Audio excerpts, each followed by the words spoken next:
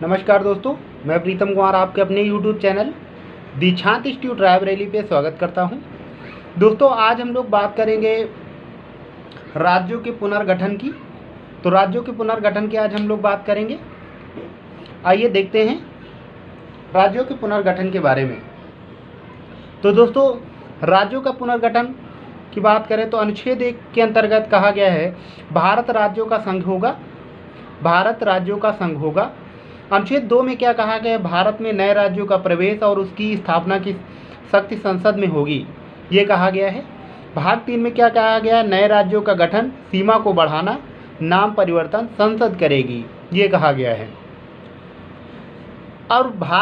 और अनुच्छेद 4 में क्या कहा गया है, अनुच्छेद 4 में कहा गया है अनुच्छेद 2 और 3 में लिखी गई कोई भी बात संविधान संशोधन नहीं मानी जाएगी, ये कहा गया अनुच्छेद 4 में। तो इसी को आज हम लोग देखेंगे। राज्यों का पुनर्गठन की अगर हम बात करें तो राज्यों के पुनर्गठन, नए राज्यों की गठन की प्रक्रिया की बात करें तो प्रस्ताव साधारण बहुमत से पारित होगा। लोकसभा और राज्यसभा दोनों से पारित करवाना होगा। राष्ट्रपति से पूर्व अनुमति ली जाएगी। कोई भी राज्य नया बनाना है या उसकी सीमा में परिवर्तन करना है तो राज्य विधानमंडल के पास भेजा जाएगा। राष्ट्रपति निश्चित समय तक राज्य विधानसभा को अपनी सहमति बतानी होगी। राज्य विधानसभा जो बताएगा उसके लिए राष्ट्रपति मानने के लिए बाध्य नहीं होगा, ये बताया गया है आपका इसके बारे में। अब हम लोग आगे देखते हैं।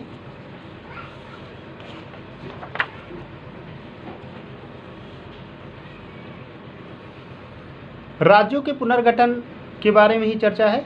देशी रियासतें जो भारत में शामिल होने को तैयार नहीं थी, जैसे जूनागढ़, हैदराबाद, जम्मू कश्मीर, शामिल कराने की प्रक्रिया क्या हुई। जूनागढ़ को जनमत संग्रह के द्वारा शामिल कराया गया। हैदराबाद को पुलिस कार्रवाई ऑपरेशन पोलो के द्वारा शामिल कराया गया। वहीं जम्मू कश्मीर को विलय पत्र पर हस्ताक्षर द्वारा भारत में शामिल कराया गया, याद रखिएगा। राज्यों के पुनर्गठन से संबंधित समितियां हैं, उनके बारे में देख लेते हैं। एक समिति, पहली समिति देखते हैं, एसके धर समिति।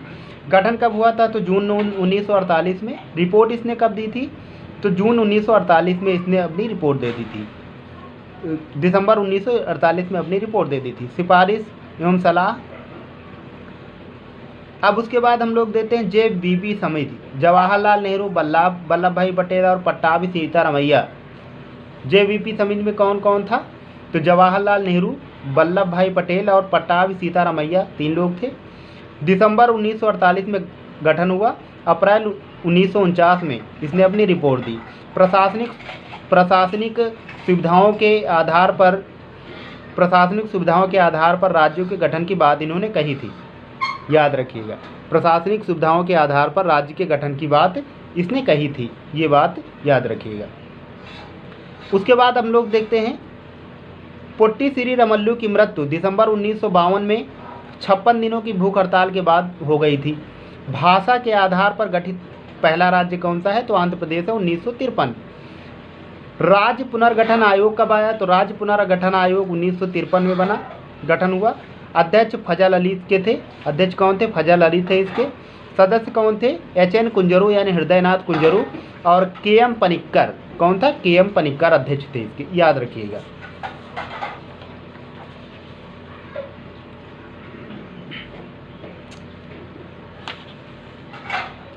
राज्य पुनर्गठन अधिनियम 1956 में बना। इसके तहत भारत में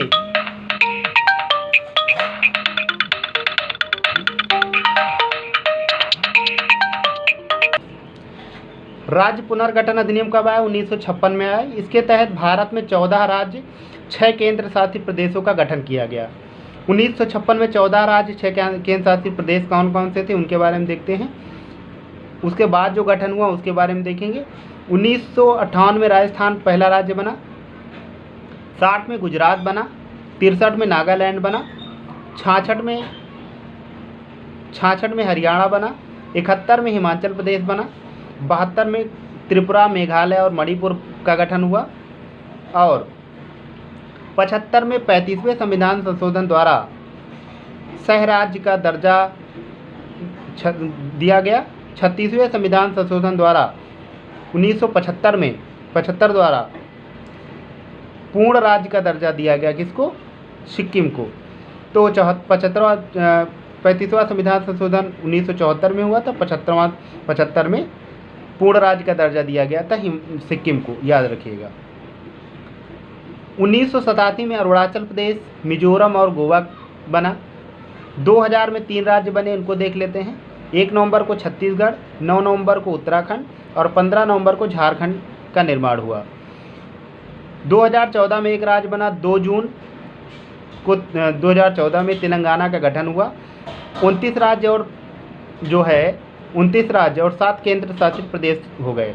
वर्तमान की स्थिति की बात करें तो जम्मू कश्मीर को 31 अक्टूबर 2019 को जम्मू कश्मीर और लद्दाख 2 केंद्र शासित प्रदेशों में विभाजित कर दिया गया। जम्मू कश्मीर में विधानसभा है, लद्दाख में विधानसभा नहीं है। दादरा नगर हवेली दमन दीव को संयुक्त रूप से 2020 में एक केंद्र शासित प्रदेश बना दिया गया। वर्तमान में देखें तो 28 राज्य और 8 केंद्र शासित प्रदेश हैं। कितने हैं? 28 राज्य और 8 केंद्र शासित प्रदेश हैं।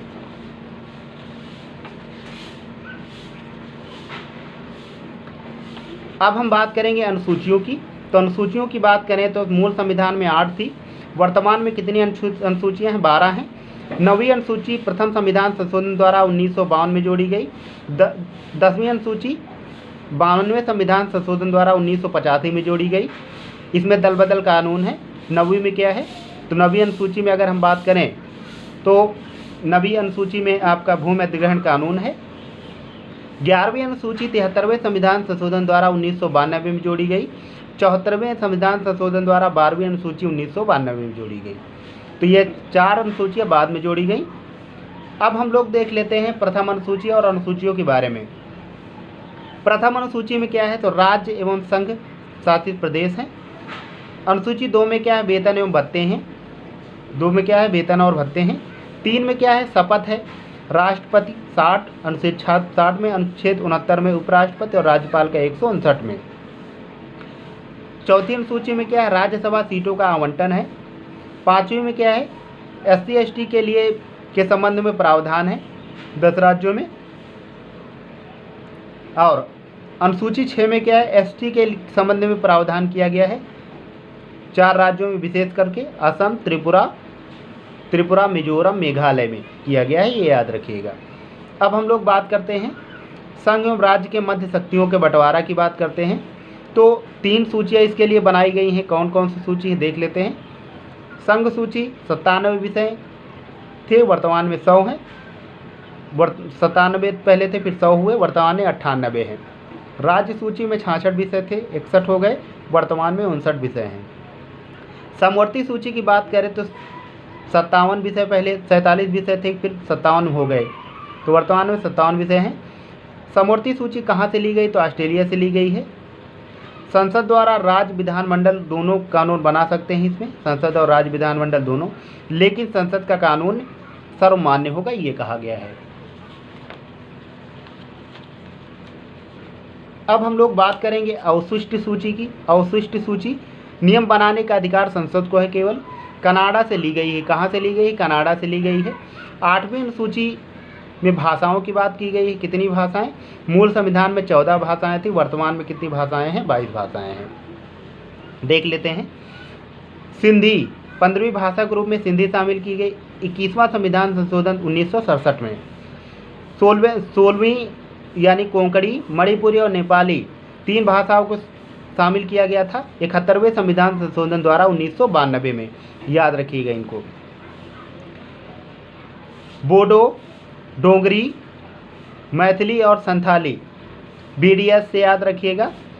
इन्हें कब शामिल किया गया? तो 2003 में 92वें संविधान संशोधन द्वारा। कौन से?